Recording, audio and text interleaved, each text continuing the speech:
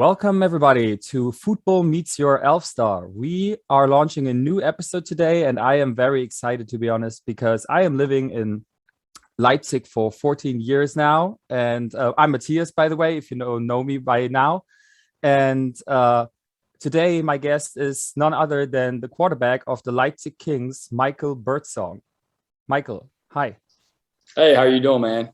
Good to be Hey, here. I'm good. I'm actually really good, and I will tell you why. And you probably know because you guys are rolling lately, and this is a really good feeling. I Yeah, bet you're good definitely. too. We're definitely on a bit of a roll right now. Hopefully, we can keep it going in this last week and roll it into the playoffs if that's what happens. All right. So we with football, we were at the stadiums all season. We talked to players, and now we started to do English interviews because we also want to produce English content for the people who don't speak German that well yet. And so I just want to ask you, can you tell a little bit about yourself? We always ask the players, how tall are you? How much do you weigh? And how did you find your way to the European League of Football? Like maybe you can shortly summarize that. All right. Well, I'm about 195 centimeters, 6'4". Currently, right now, I'm about 103 kilos. So I don't know what, about 225, 230, somewhere in that ballpark. If I'm away to the LF, just was in the X League for the last 3 years over in Japan, and I had a really good time over there. Had successful team, but was a part of a successful team. And then I heard about the LF starting in December, and I just knew I always had an itch to come over to Europe to play. I just didn't really, I never found a league that I really wanted to be a part of and to play for.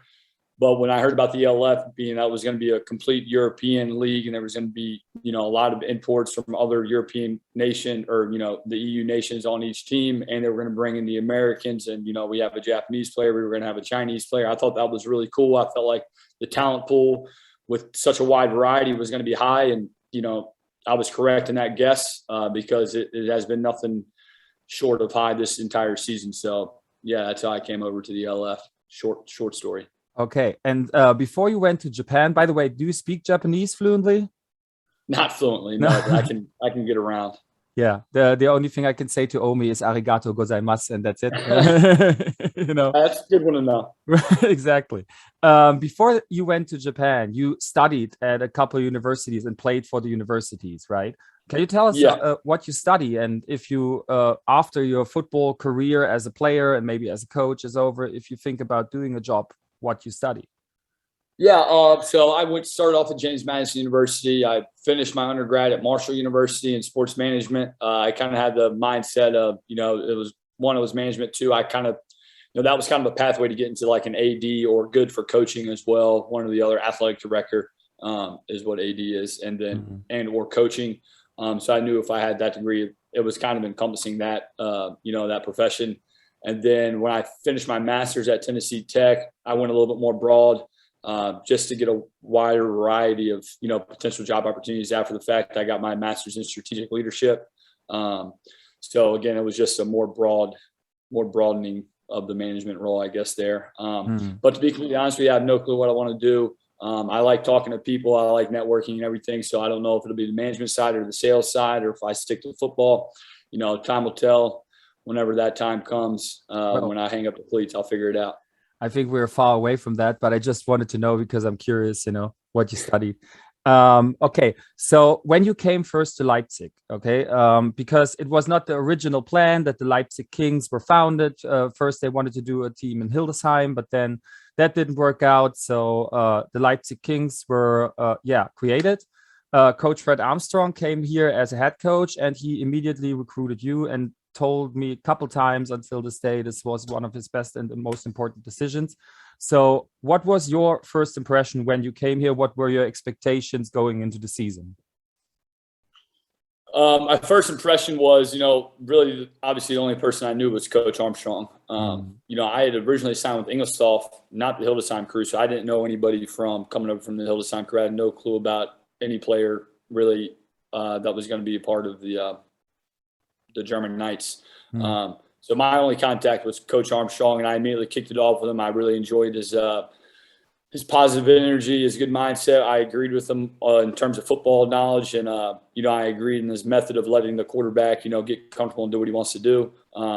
And obviously I've been playing this game for a while. So, I have plays and knowledge of my own that I wanted to bring, and he allowed me and just gave me the keys and let me do what I wanted to do. And that was really my biggest selling feature on, joining this team, is to have a coach who's humble enough to allow me to, to be the best that I can be. And then he's smart enough to also trickle in there all of his stuff based off what I can do. Because, he'd probably never seen me play, at least not too much up to that point. He was just trusting, he'd heard about me, in our meetings together. So after he saw me play a little bit, he was able to then diagnose his own, what he thought I was best at, and kind of sprinkling some more off of that. And it's been a great relationship so far. As far as Leipzig itself, it's been a great city. It's actually bigger than I expected to be. I coming from a city back home, Richmond, Virginia, it's about 325,000. This is almost double that here in Leipzig, which is great. You got everything you want here, but it's also not so populated that you can't get around pretty easily. So Leipzig's been great. I look forward to, potentially spending many more seasons here in the future, and hopefully getting this team to another level. Even, we're on a hot streak right now. Hopefully we can continue it in the next year and the years after that as well. I mean, I don't know how Richmond, Virginia looks like. I haven't been there, but I was staying a little bit in Oklahoma. And if it's kind of similar like that, your city is like stretched out over a huge area, right? And I mean, that's completely different to what you have here. Leipzig, you can go from one end to the other in probably like 20 minutes or 30 minutes. Yeah, absolutely. That's probably the biggest difference, and the public transportation here too. In the States, we don't really have good public transportation, if any, unless you're in one of the top 5 big cities. But so the public transportation is the big thing. And like you said, just being so spread out. I mean, it takes a while to get from one end to the other, especially if you're driving and in traffic and all that good stuff. So it's nice that we have the public transportation here. You can get, like you say, get from one end to the other pretty darn quick. You're saying pretty damn quick. You had to get used to your teammates, and everybody had to get used to each other pretty damn quick, because I think you know each other for 3 months now. Is that kind of correct? Okay. Yeah, that's about right, give or take. We're working on 3 months. Yeah. I bet that was pretty difficult to like get to know everyone and get everyone on the same, not side, but like into on track, to be ready for the first game. Yeah, absolutely. Games. I think, Coach had done a good job with that. Obviously, he was able to pull a certain amount of guys from the Hildesheim crew over. So I think most of them already have relationships with each other. They kind of knew each other, which was nice to already have at least a little bit of a network going on between those guys. And as far as myself and the others who were kind of inserted when Coach brought us in, I think with football, in my opinion, most football players are all the same. They react the same way, especially if you're at this level. If you're, you've been playing since a kid, and you're fortunate enough to make it to where you're playing at least, semi-professional, or I guess this is professional. So to be at this level, I think everybody has the same mindset. It's pretty easy to mesh with people in terms of personality-wise. The hardest thing is meshing your game plan, your game styles with each other, and trying to figure out, what a certain receiver does, and then what the other guy does, and then, hey, what's his backup do? And hey, does our O-line protect in that certain way that we can, exploit that certain thing of a great player? So that's the challenging part. And unfortunately for us, I think it showed early in the year. We just weren't completely on the same page. We were still learning each other a lot. And as you can tell, the last few weeks, we've grown really comfortable with each other. Everybody kind of knows what everybody's going to do. And when everybody knows what everybody's going to do, you're not thinking as much, and you're doing your own job because you trust the guy next to you. I think, all of that is starting to show on the field, which is nice. Yeah. And especially, I mean, I could be part of it from the first day until now, and I could see a huge development, especially in the O-line, because there were people who like played also lower leagues before, and weren't used to this kind of competition also from the opposing defenders. And they're like getting better and better. Your running game is like getting more fluent. And since you came back, the O-line is making huge progress. Yeah, no, you're absolutely right. I think, we started off the year with Jonas and PK, probably the only 2 guys on the roster who played at a higher level of ball. The rest of the guys were, even, GFL 2, 3, or 4. So they definitely took them a little wake up call. Fortunately, they got a good one with Berlin opening game of the year, in my opinion, when they're healthy, one of the best D lines in the league. And then they came back with Wroclaw after that. And, they had a bit of a gauntlet at the start. So it was a great learning experience for them. It was great for them to, begin to catch up and to learn and to realize, hey, you're not playing against, some sorry guys anymore. You're playing against the real deal, and you got to take it serious. You got to watch film. You got to hit the weight room. You got to practice hard. You got to practice every day at practice. This isn't voluntary stuff. We got practice. You're there. You're learning. You're getting better. So I think, it probably took a little bit for, not only Oline guys, but all the guys. We got a lot of guys who did not come from a high level of German football league play. So for a lot of our team, it took a few weeks for them to, catch up and learn what it's going to take to be successful. And again, we're 2.5, 3 months in this season. I think, guys are starting to take notice and they realize what they have to bring. Okay. So we had to stop the dryer from beeping a little bit, but no problem. Yeah, we were talking about the O-line and the progress, and I wanted to say that I saw that there are many guys in your team who also don't just have to sacrifice for being at the training, but also coming a long way, and driving from different spots further away from Leipzig up to, I think, 300 kilometers. Christopher Hahn is, I think, doing that in your defense. And this is also very important. And I see that everybody is chipping in and wanting to build this success. So this is really impressive to me. And you just talked about Wroclaw. You had the game in week 2, I think. And this was also the only game where you were on the field this year and which you guys lost, because after that you got hurt or injured and had to wait until week 6 week 7, because week 6 was the bye week. Week 7 to come back. Can you talk a little bit about that time and that stretch, and also maybe the medical staff in Leipzig, which tried to support you, because I know Amanda is always there for you guys. Yeah, definitely. Amanda's freaking awesome, man. She does everything for us here in house. Thank goodness she's very close and very local. I mean, between her doing all the day-to-day stuff, and then we got Dr. Kuyat over in Bad Duban, I believe. Holding it down for us over there when we got to go get, x-rays, MRIs and all that stuff. And we got our physical therapy team here in Leipzig as well. They do a bang up job and get everybody ready to go week in and week out. So yeah, those guys are great. And as far as the stretch of time, where I missed, just getting in with those guys was really beneficial, and, making sure I could come back and be at a healthy enough level to perform, without, putting too much risk on my body. Has been great, not only for myself, but everybody else. Dion with the hand issue that happened in week 1.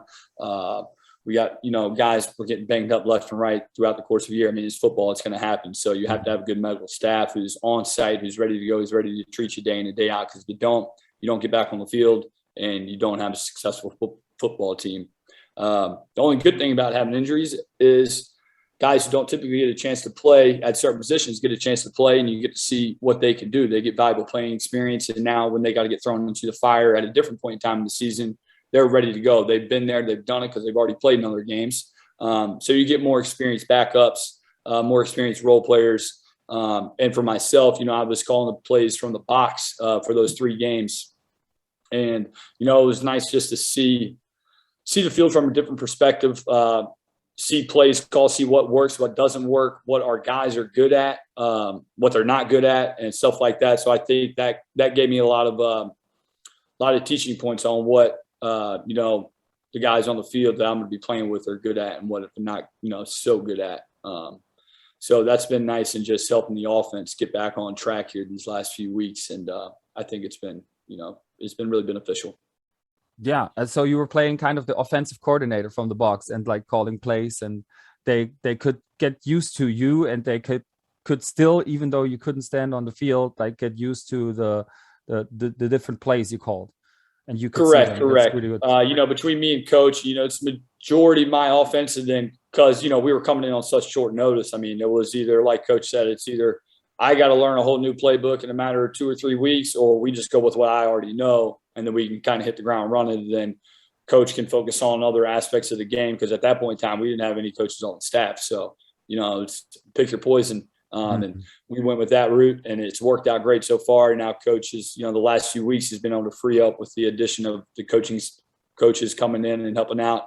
So now coach is able to come in and sprinkle his dust anywhere he pleases in terms of the offense or defense, or special teams, or whatever may have it. So it's been a really good learning experience for myself, and it's been a good relationship with coach, and just figuring out what our guys are good at and what they're not good at. So like I said, we're in a good spot right now. We're right where we want to be. We got a chance to secure the number 2 spot in the playoffs. So everything happens for a reason, and fortunately we're in the right place at the right time. Yeah, I mean, it's incredible. Like the comeback you did, like the whole team after the loss against Hamburg, which you had at home, it was a pretty bitter defeat. I was in the stands, 0-55, and I bet you all want to forget it. But on the other hand side, it's fascinating how a loss like this, where you think like everything went wrong and you feel like you're at least a league beyond that other team, just from the scoring point. Yeah. How can that transform into like a comeback series, like how we've seen it with the Leipzig Kings? That's like very impressive to me. And also, I want to know, could the fans have to do a little bit with that? Because I remember that everybody was still standing up and cheering to you guys, even though. Definitely. I had said that after the game when the scoreboard stroked 55-0. I just looked right at the fans after we had a little offense meeting down in the corner, and there was still, a couple hundred, maybe even 1,000 fans still in the stands, still chanting Leipzig, go Kings, go. And I just looked at the guys and said, we got to turn it around just for them right there. I mean, not only for ourselves and, the team and the name on your back and the name on the front of your jersey, but, we got fans out here. We got supporters out here who just went through two losses at home. And one of them was really freaking bad. And they're still out there cheering us on. So that definitely had something to do with it.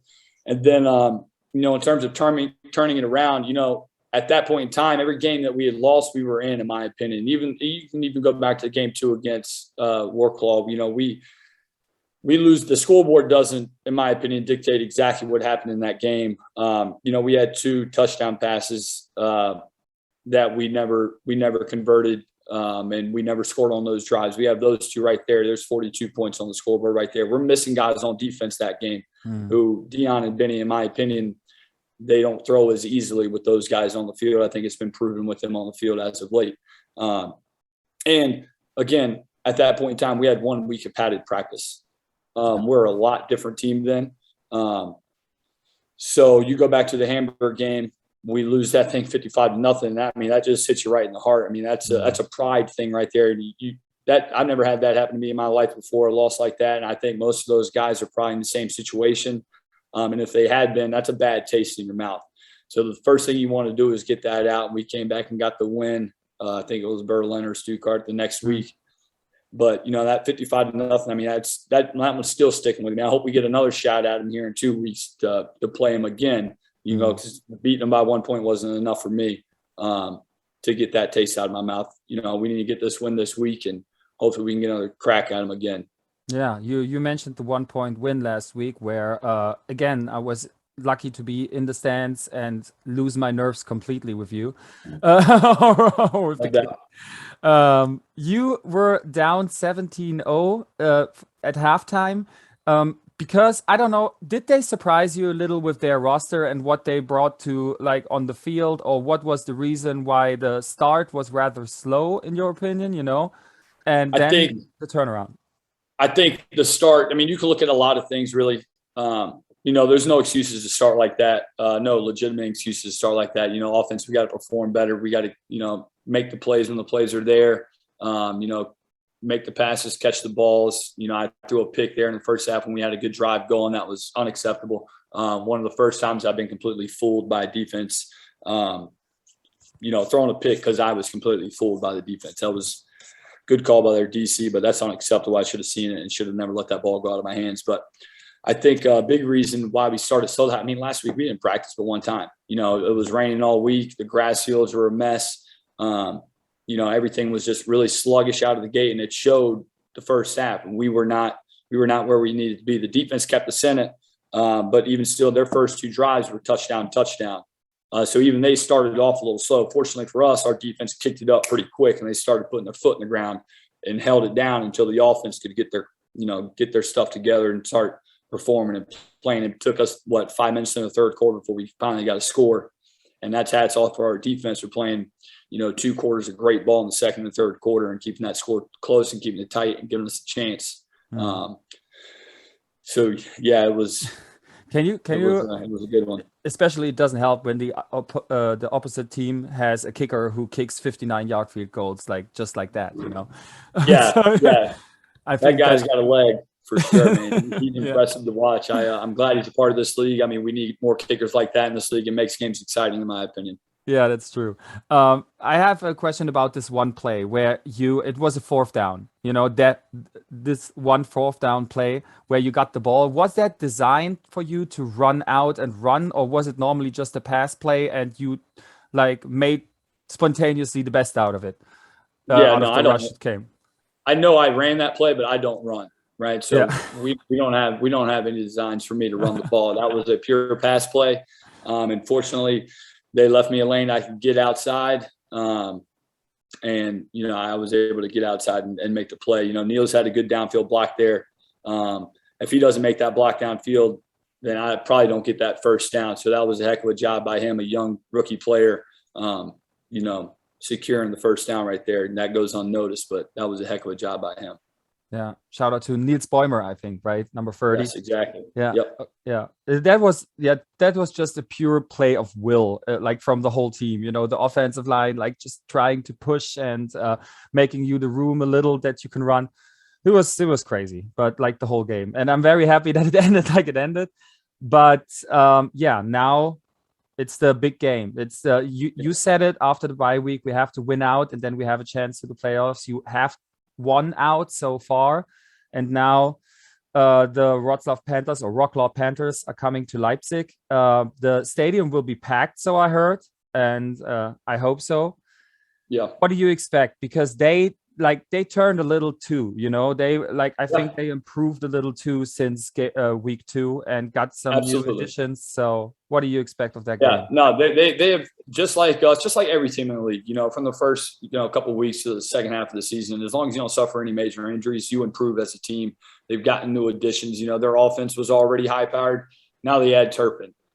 So they just got even more high powered, in my opinion.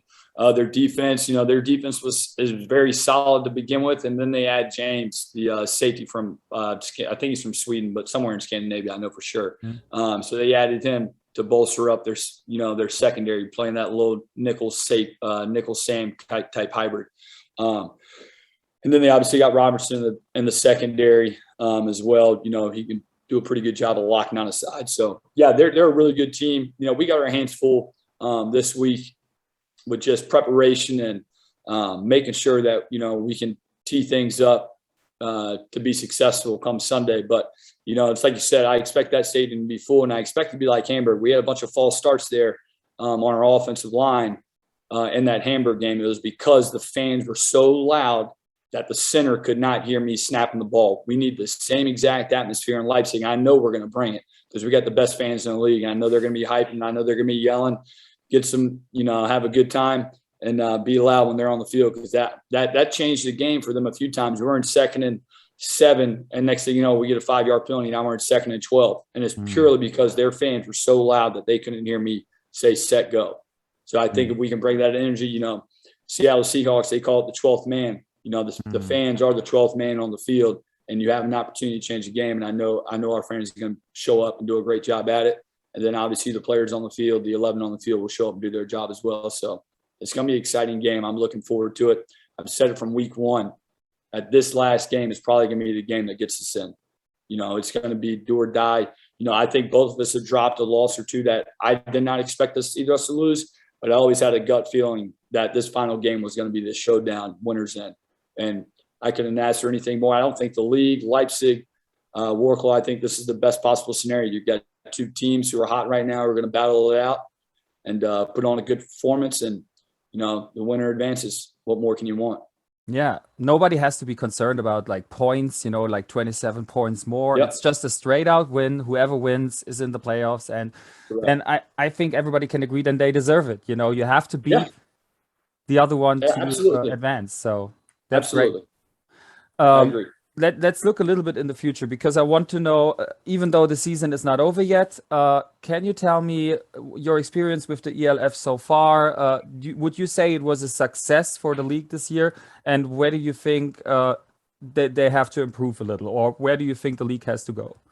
I mean, personally, I thought it was a huge success. I mean, we're in a COVID year, and the amount of support from the fans, and I credit that to one, the good, the good play on the field, and two, and probably just as much as the marketing and what everybody's done in each local city here in Leipzig, and then the ELF doing it, on the grand scheme on all the social medias and building hype around the game. And like I said, again, with all the hype, if you can't perform on the field, then it's pretty much a wash. So, Mhm. I think the ELF side of marketing, everybody, promotion has done a tremendous job, and the individual teams themselves as well in their local areas. And then the players have been performing on the field. So, in my mind, it over exceeded my expectations for year one. I kind of thought this would be year 2 or 3. As far as things to work on, I see the progress throughout each game. Earlier on in the year, we were a little slow or a little heavy with the flags, in my opinion, or a little slow Mm. with, diagnosing. But again, you know, I know here in Europe, a lot of team leagues didn't even play last year. So just like the players, the referees had to get used to the flow of the game again.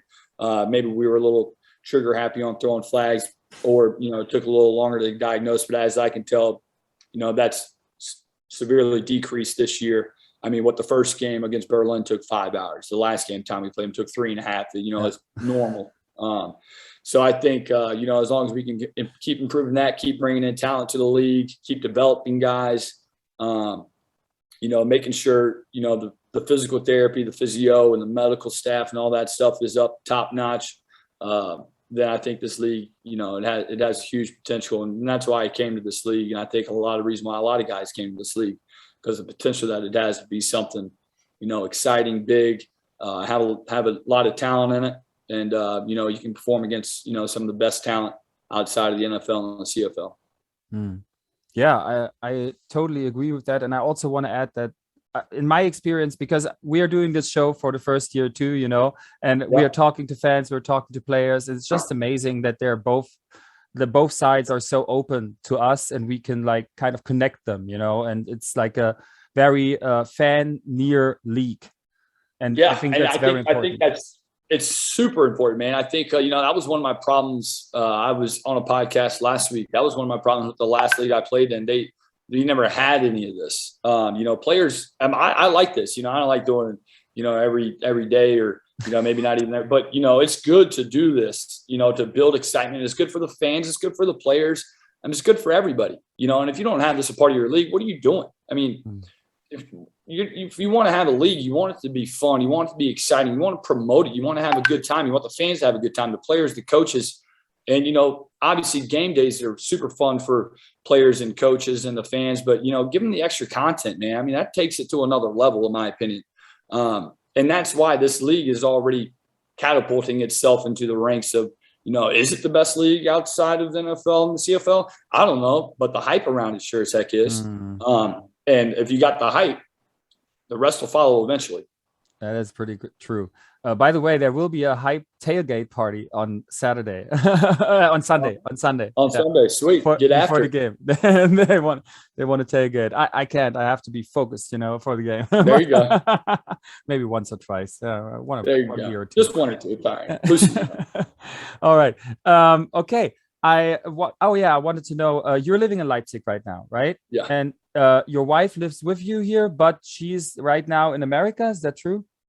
Correct. She left 2 weeks ago to start. She's just starting her first year law school at Richmond University back in our home city.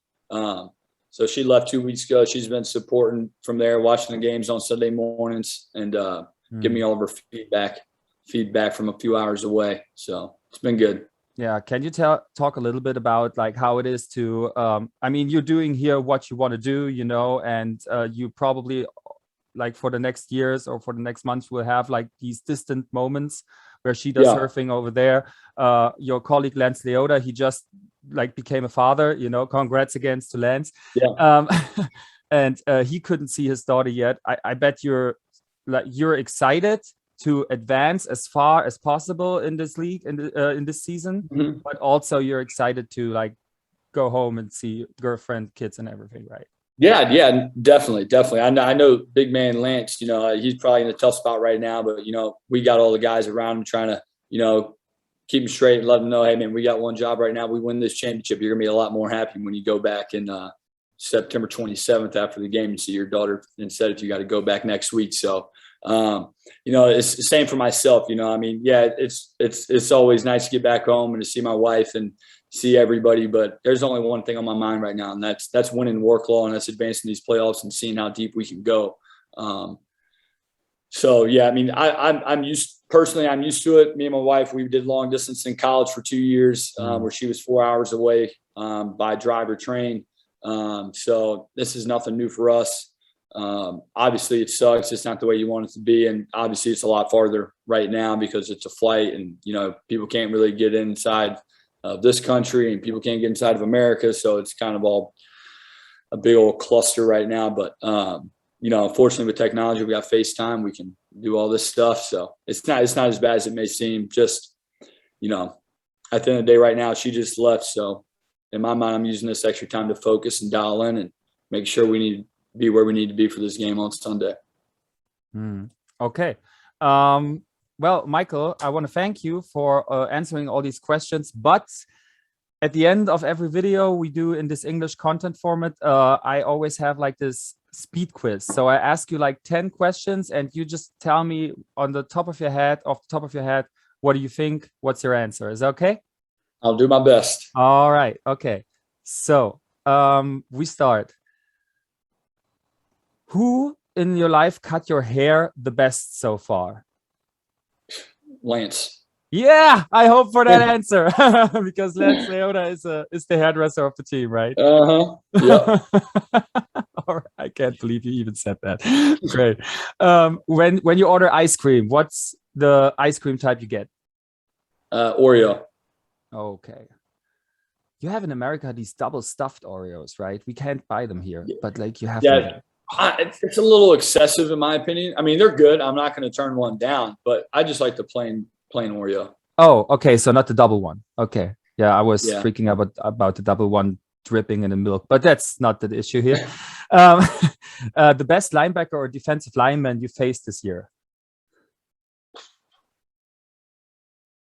You can also say just a number of a team, or you can say more than one, like if you want. Yeah, I'm thinking through.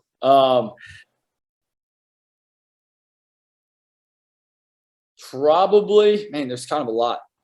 D lineman, I'm going to go 91 from Berlin. I mean, he's a dog. He's been playing D tackle and edge. He's a heck of a ball player, and I've faced him twice. There were some other guys who could definitely be on that list, but he's always one that stands out. Okay. I want to visit a concert someday. Of who do you want to visit a concert? I've seen him before, but you should go see Whiskey Myers. Who? Whiskey Myers. Oh, okay. What kind of music is that? I never heard of it. Country? Country rock. Oh, I love country. Okay. More rock than country, but it's a blend. Whiskey Myers. All right. People close to me know that I really struggle with what? I don't really know. I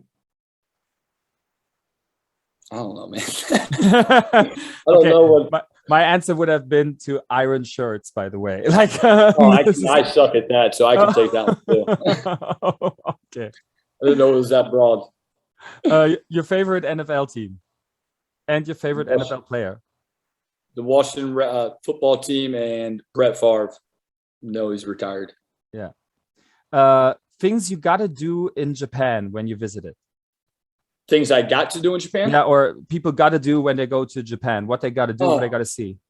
Well, most of the time I spent in Tokyo. You got to obviously do stand-up sushi or conveyor belt sushi. You got to have the ramen. I hiked Mount Fuji. In my opinion, if you can find the time to do that, that is probably the best thing I ever did there was hike that mountain. So that would be my top 3. Okay. That kind of goes with the next question. Favorite vacation, more to the beach or more in the mountains? Oh, man, that's a tough one. I used to be a beach guy, but now I'm starting to transition into more of a mountain guy. All right. Okay. Do you have like a favorite athlete, like a mentor, which is not from football, not American football, like an other athlete you are inspired? A different sport? Yeah. Probably Jordan. Michael Jordan. So he would be the GOAT for you in basketball? That's interesting. Yes. Yeah, I agree. I think nobody can take that title away from him. Okay. Okay. 2 more. When I go out, my favorite drink would be, and don't say water. A beer. All right. Which one? Don't care.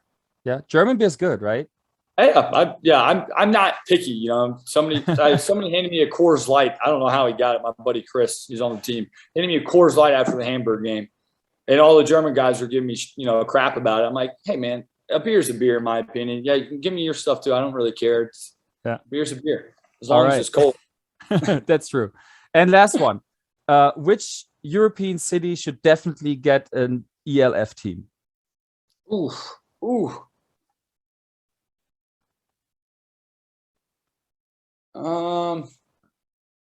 Can I do it for selfish reasons just because I want to go vacation there? Yeah. All right. Probably Rome. Yeah. That's a pretty good one. You have been to Rome this year, right? Yeah. It's probably my most favorite city I've been to. Okay. All right, Michael. Hey, you have other dates today, and I'm very, very happy that you made that time for football, for me, for our audience.